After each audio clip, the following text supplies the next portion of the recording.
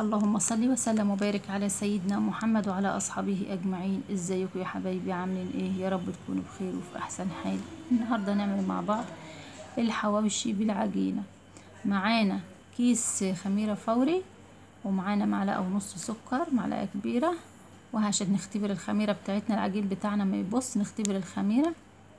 هنقلبهم في كوباية بالشكل ده كده، وهنركنهم على جنب لحد ما يخمروا. لو عملت فقاقيع معاكي وزادت هتعرفي ان الخميرة حلوة مش فيها اي حاجة.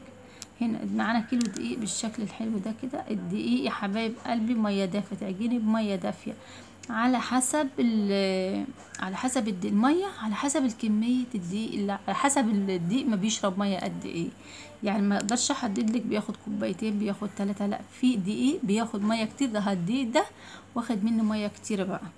وفي دقيق بياخد ميه صغيره. شايفين الخميره بعد ما خمرت بالشكل الحلو ده؟ بس ما تعملوش زيي، علشان العجينه رجعت طريت مني وزودت عليها حبه دقيق علشان تنشف. يعني حطيت عليها معلقتين دقيق بالشكل ده كده، بس كانت جميله والله.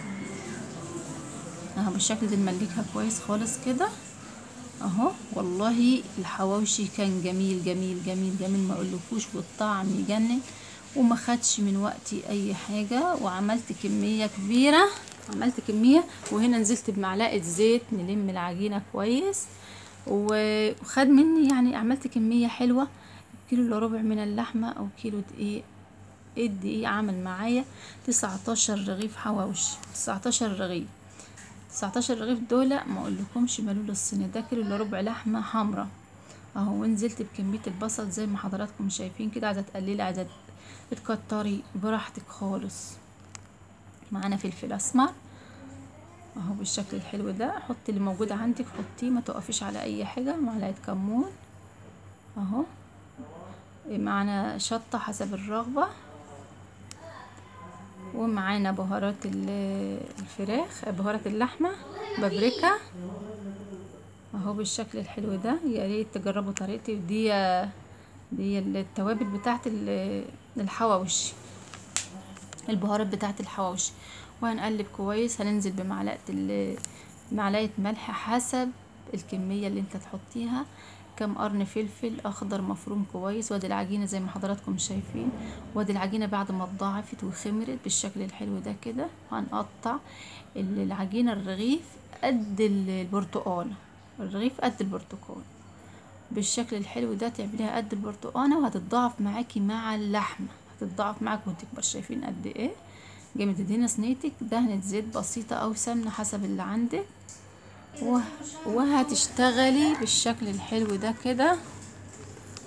والله عملوا معايا 19 رغيف وكانوا مليانين كل، والله كل الرغيف حطيت عليه كورة من اللحمة جميلة، وكل العيش كان هش من جوه، والطعم خطير خطير خطير خطير ما اقولكوش. يا ريت تجربوا طريقتي. هنا بططنا الرغيف بالشكل الحلو ده كده، ونزلنا بالكورة، كورة اللحمة. شايفين كورة اللحمة مالية الرغيف اهي؟ شايفين مالية الرغيف ازاي كده؟ وهنلم الرغيف بالشكل الحلو ده عشان اللحمة تبقى في كل حتة في الرغيف، ميبقاش محطوطة في حتة وحتة لا كده. الطريقه اللي انا عاملاها معاكم دي، اللحمه شايفين الرغيف بقى قد ايه اهو. هنعمل واحد تاني كمان وكرة اللحم. والله كلهم حطيت لهم نفس الطريقه والله. دي الكرة اهي، وهنلم عليها العجينه. اللحمه كانت في كل حته في الرغيف، وطعم العيش خطير، والتسويه خطيره خطيره خطيره. يا ريت تجربوا طريقتي، مش هتندموا ابدا. طريقه سهله وسريعه، مش هتاخد منك اي وقت. معاكي نص كيلو، معاكي كيلو، حسب اللي موجود عندك اهو بالشكل ده كده اهو. شايفين اللحمه في كل حته في الصاج، في الرغيف بتاعنا. والرغيف بتاعنا قد ايه هنا؟ حاساها انها تبقى مزنوقه شويه، فهنشيل منها رغيف او حاجه زي كده اهو بالشكل الحلو. شايفين الرغيف قد ايه؟ يا ريت تجربوا طريقتي، مش هتندموا ابدا. مفيش احلى من كده. شيلنا منهم رغيف علشان الصاج مش هيشيل.